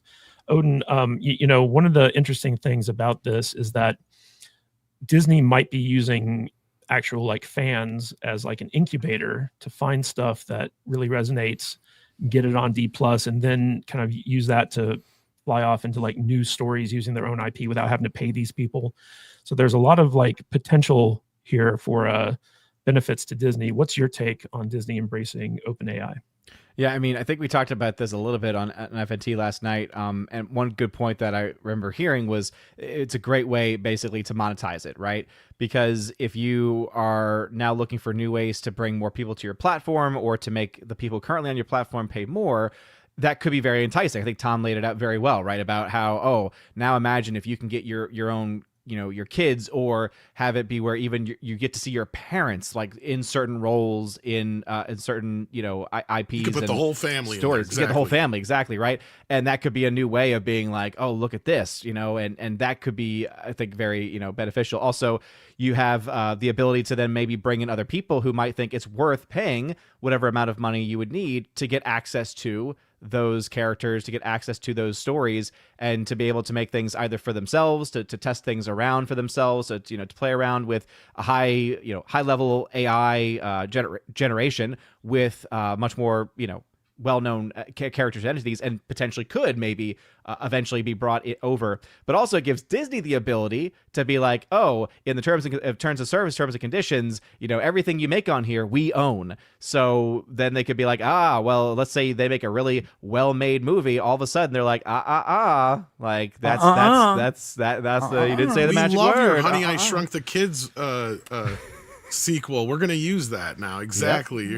You're not I'm afraid that's gonna happen. And trust me, there's gonna be barriers to this, right? Yeah. you'll be able to do tons of what if stuff, right? Mhm. But it'll have barriers. You're not going to be able to go nuts. Oh yeah. So that's the other reason they'll want it, is so they can control what you can and cannot do with these characters too. That's the other part. And it's just like with anything too, right? Like nothing is free. So anytime that they offer things that like are either for free or cheaply priced, the reason why is because you are the product.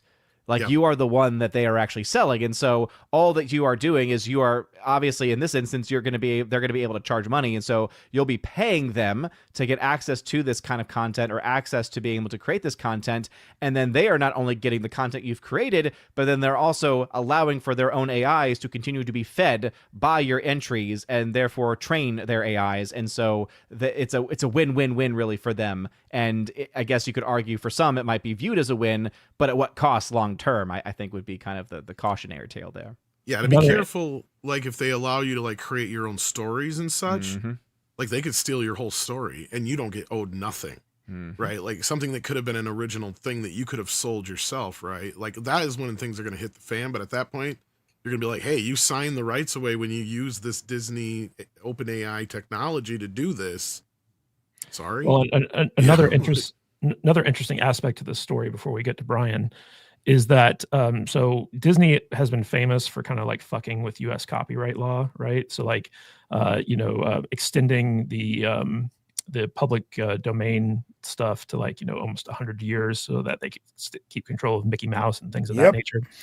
And what's interesting about this is that there's this theory out there that one of the reasons Disney is embracing AI with its licenses is that because AI generates new stuff based off of old stuff, what they're able to do is actually extend and protect their copyrights indefinitely through AIs. Like technically it's like, oh, it's a new character, it's a new design or like whatever. And therefore we now have control of that for another 100 years or like whatever the case may be.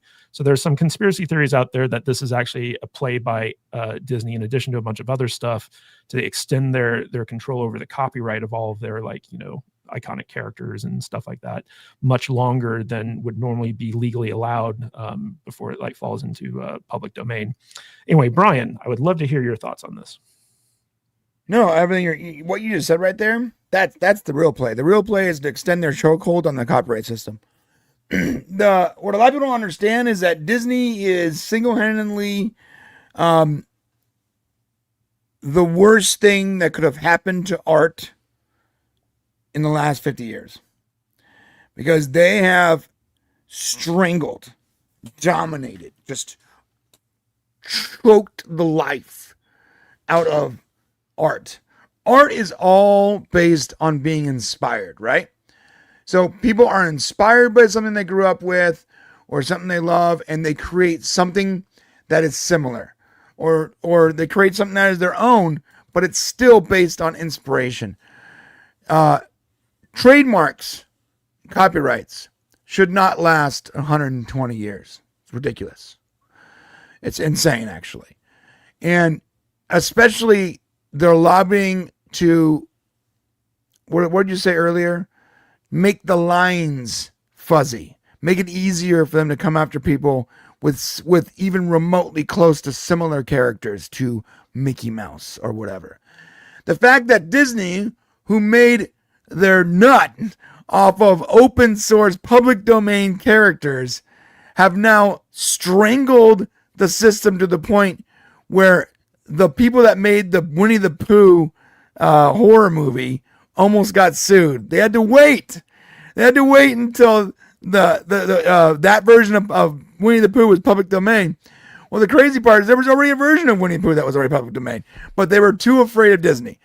Disney is one of the worst things that could have happened to art in my entire lifetime. And they have made a point out of just dominating the space, making the lines fuzzy, and making it easier for them to just gobble creative works up, even though, again, they base their entire business off of public domain works.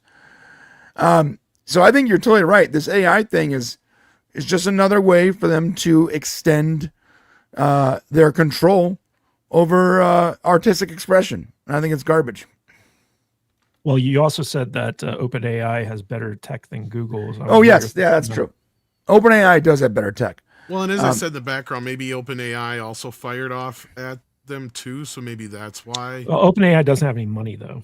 Yeah, but that doesn't mean that like they have a contract with Disney, right? So in court, that means something. So that's the thing is like now you've put a legal thing on it to where, and again, I'm not a lawyer or anything like that, but I'm just saying like that kind of changes things to where I can see where Google might be like, all right. But I mean, like Google could also argue fair use and like a bunch of other stuff because I mean, like training, it's different than like actually like generating, right? Like you can train off of anything. Yeah, we're at the point though where they need that FBI thing though. That's what they need OpenAI. So what a lot of people don't ever say in these articles is that Gemini, a portion of Gemini is based on OpenAI's public patents. The stuff that Disney's going to use they're using AI tech. In fact, OpenAI tech. A lot of these companies, even the ones that are like, look at we came up with our own ChatGPT all on our own. Bullshit. No, you didn't. Yeah. You started with the OpenAI model that was publicly available. That's true because everyone did. Everyone did. For instance, like I'll use like programs that'll rip out like music from like because that's one thing that's even worse than video on YouTube to kind of bring it back around. Music is hard. Yep. So if I want to use a clip, 9 times out of 10, I'll rip that music out so I don't get the copyright claim on the music because you're only allowed so many seconds when it comes to music as opposed to a video clip. You can usually get away from 8 to 10 seconds. And if you manipulate it a little bit, cut it up a little bit, you can get away with a little bit more. And most people. My rule is 8 seconds. I don't do any more than 8 seconds video. The point I was getting around to is like there's like 3 or 4 different programs out there for ripping stuff out, but I realize they're all using the exact same technology. Yep, they all are. In fact, fact, I tried to get a different result out of another one, and I got the same exact result. So I'm like, these things are exactly the same. It's all the same tech, man. Yeah. This is the same exact thing that we did with Photoshop. So Adobe, you think a lot of people look at Adobe as being like this huge suite. There's like, look at this awesome technology they have. Well, no, that's not what Adobe was. Adobe made Photoshop. Kudos to them. But their Premiere, their video editing software, is based on Video Factory, Vegas Video, which is based on Video Factory, which is based on MSI Video Plus. These are all softwares that went all the way back to like the early 90s, bros. Their Audition is based on Cool Edit, which is also based on another software. Their web editing software, even Adobe PDF, all this stuff is based on software that is now open source or they purchased it outright. And a lot of these open source options like Google Sheets, Google Docs, whatever, all based on the same stuff. They just modified it. So the thing with OpenAI though, OpenAI did actually invent a lot of the AI tools that people are using today. And a lot of it is completely free to use. It's hard to sue OpenAI when you're also actively using their technology and you have you have a license to use some of their newer tech that isn't open source. So imagine trying to sue the company that you're also in business with, essentially. It's very difficult. And Tom's, I'm telling you right. Suno, Sora, Kling, like you name it. They're all pretty much using a very similar version of the same exact model. Whoever comes up with the video one, like that becomes the most popular, most efficient way, and people just tweak it to make it work with their service as fast as possible. And when you see differences in these video generations, it's because it's almost like evolution. Like they all start here and they branch off in their training, but they all still started with OpenAI. They started here and they branch off in their various training data.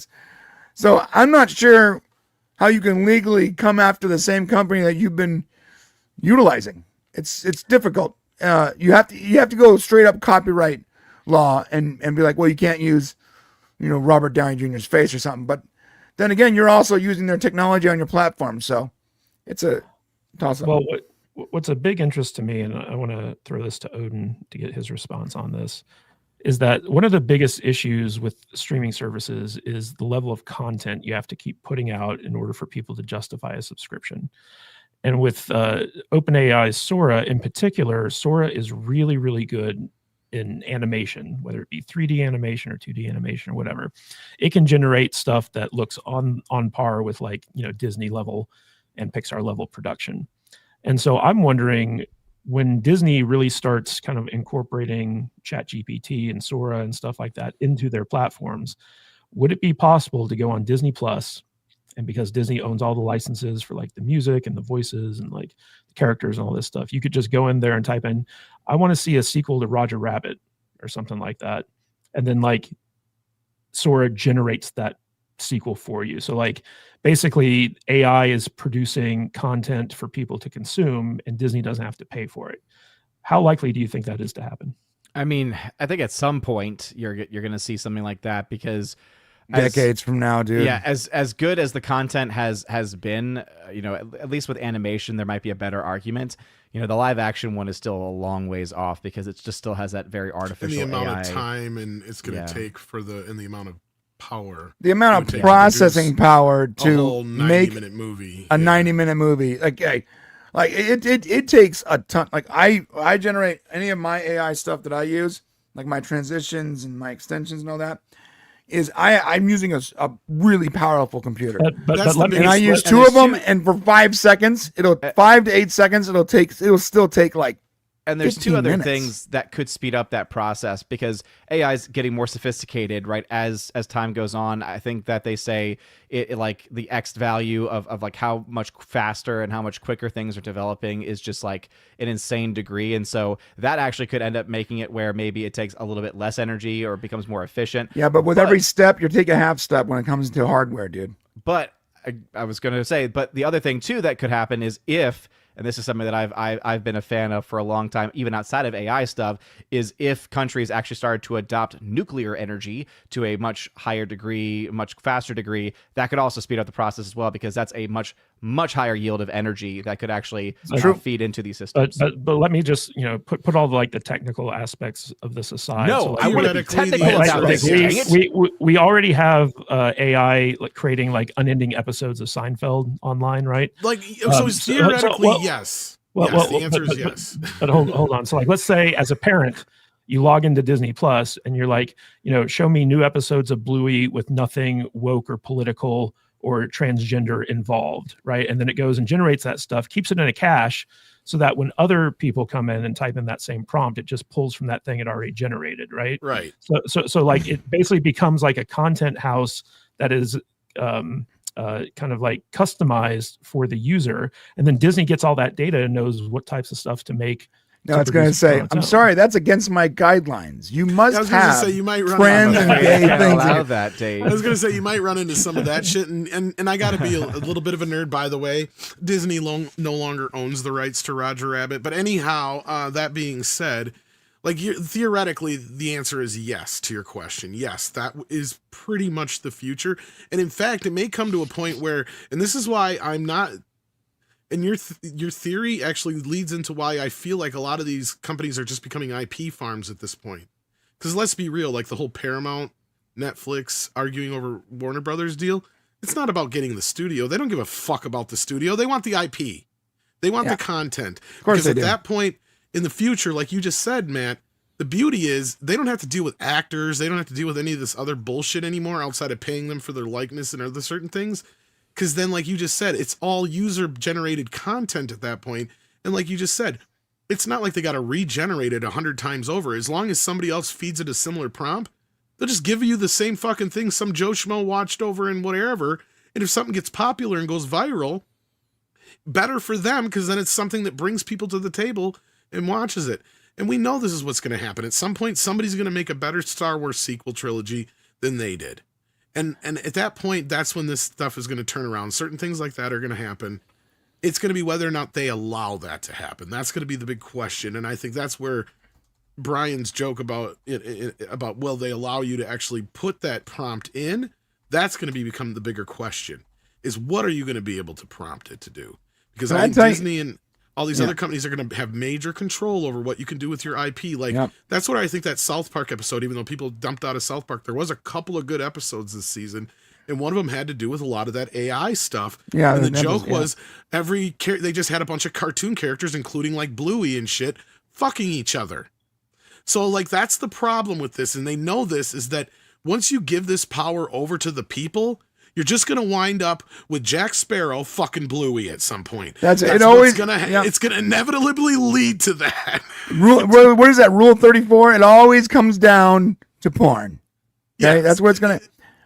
Yeah, the problem is with the automatic. What you said, Matt, is that will it be financially a viable thing for them to spend like a ton of money for a bunch of randoms to create Bluey fucking Pirate Jack Sparrow? Like, it's going to be something that is not cost effective, even if the technology is there. It'll be more cost effective for them to produce those things for you and charge you a premium. Yeah, I think you'll be allowed to do it within a guideline. Any final thoughts on this topic? Sorry. Just that I just really hope that's, I know it probably will, unfortunately, but I hope AI starts to actually get the guardrails it needs to protect from garbage like that. That's just my hope. It's, again, may not be realistic, but it is my hope. Not going to happen, dude. That's why I'm hoping. I can hope, Brian. Can't I hope? Yeah, Rebellions are built on hope, Odin. Rebellions are built on hope. Yes. But guys, real quick, Major Chai Chai has been a member for 23 months. That's almost 2 years. It's great. Thank you so much, Major Chai Chai. Did anyone also see the trailer for the new Star Wars game before we head out? Yeah, it looked good. But, I mean, I don't really care about Star Wars. I heard about Star Wars game and I immediately checked out and said no. Yeah, I saw it on Twitter, so. It's from the original creators of Knights of the Old Republic, and it's supposedly a sequel to that, so it could be pretty cool. And of course, we got Mark of Reality for $5. Have we figured out why they did what they did to Midnight's Edge? Well, it's actually Midnight's Edge After Dark, just to be clear. The main channel is still okay. Because they're not connected with the Google part of things. But the short version is, as best I can surmise, because they haven't really told me exactly, is an older channel that I had that got demonetized for reused content. They're now punishing Midnight's Edge After Dark because of that. That's the best I can come up with. Yeah, and it's because it's linked by the AdSense account on both channels. So it might be best to, Brian, didn't you say something about how, like, when you did your first appeal that one time, you made some changes and then appealed and then you got rejected because it looked like you were hiding something? Like, are you able to make changes and then do the appeal? Oh, yeah. Yeah, you shouldn't. Yeah, that was actually one of the, don't change anything on the channel before the appeal, dude. Yeah, and I've learned the hard way not to delete anything. Yeah, so don't a lot delete of people anything. are like, delete stuff, and I'm like, no. Now, you can Because I have a change strike titles. still- yeah. You can change titles and descriptions and all that, but like, don't actually remove anything before the appeal. But what if he unlinked the AdSense account from Midnight's Edge After Dark channel? Would that be considered a change, or You could do that. you can do that? Yeah, you just can't change content. All right, so I might recommend unlinking the AdSense account from Midnight's Edge After Dark and then doing the appeal. So, but ask around about that, because I know that it's a Yeah, like situation. I said, I'll try and get maybe a day where you and Pro and Brian are all not so busy. Yeah. And But I guarantee you, stuff. it's the association with the AdSense account that's causing the issue. Yeah. I guarantee it. Yeah. Once you get this cleared up, you might consider also maybe changing the name just to make sure there's no major connection to your Midnight Edge channel. Before Dark or something like that. Yeah. All that good stuff. All right, guys, we had a lot to talk about today, and we talked about it. I want to thank my fantastic panel nerds for being here. Odin, any final thoughts, and where can people find more of you? Yeah, you can find me over at OMB Reviews on YouTube, Rumble, over on X as well. And oh boy, I am not looking forward to next weekend because I hate Avatar with such a fiery passion. Oh, it's so bad. And now there's gonna be a third, and it's gonna make money, and it just makes me so upset every time. We actually agree on that, Odin. Yes. Movie sucks. But yeah, at least it gives me something to talk about. But I don't like talking about it, so there it is. Yeah. All right, and Brian, any final thoughts, and what are people have to look forward to on the Brain Show coming up right after this one? Yeah, we're gonna give it to Candace Owens hard. Wait. Okay. We're talking about Candace Owens, politics, Charlie Kirk, Nick Fuentes, some entertainment stuff. We're going to be talking about AI as usual, and yeah, a lot of stuff. It's going to be good. It's going to be good. All right. And Tom, any final thoughts? And let people know where they can support you or what they can do to help bring this matter to YouTube's attention and all that good stuff. Yeah, basically just keep signal boosting my original post. That's about all we can do at this moment in time. If you be sure to tag at Team YouTube and even at Google and at AdSense. Yeah, anything you can do to do that's the best we can do until I get a response. Otherwise, I think you did post like my PayPal link, which if you're able to and you want to help me financially, that's fine. I don't expect anybody to. You guys have been so giving, and I'm so humbled already by the response that everybody's been giving. So there's that as well. I want to thank everybody who has come out and reached out to me and done everything they can so far to signal boost this. You guys have been amazing, and I wouldn't have been able to get this far without you guys. And of course, I also want to thank Andre, to which, you know, if it wasn't for him, I'd be panicking and having a mental breakdown right now. So, you know, there is that aspect too. And of course, Mexican Iron Man and the other members of the Midnight's Edge crew who've completely had my back completely through this whole thing. And of course, the community itself. You know, you guys are great, and I can't thank you enough. So thank you a lot, so much from the bottom of my heart. And of course, it happens at the worst time of the year, you know, but it is what it is, and there's not much I can do. And I have a feeling I'm going to have to be ready for the long haul here. It's probably going to be a few months before this gets sorted out, I bet. Yeah, probably. All right. Want to give a big shout out to Mephisto, John Yulden, and Mark of Reality. Thank you so much for your super chats. Really appreciate you. And also appreciate everyone who gave gifted memberships. But also for all of you who donated to Tom's PayPal link during the course of the show, instead of giving us super chats, thank you so much. I know that Tom really appreciates that, and so do we. Just want to give everyone a reminder that next Saturday is going to be the last Salty Saturday show of the year. We're not going to be doing any shows over the Christmas and New Year's holiday. And with some recent changes going on, which we'll get into next episode, it might be the last Salty Saturday ever. Oh, snaps! We don't know yet, but we'll be kind of sharing with you guys our plans for 2026 and stuff like that on the last episode of the year next week. So be sure to tune in, same salty time, same salty channel, for the final Salty Saturday of 2025, and possibly the last one ever. We don't know yet, but we'll be talking about it next week. Anyway, thank you guys so much. Stay tuned for the Brain Show, and stay salty, my friends.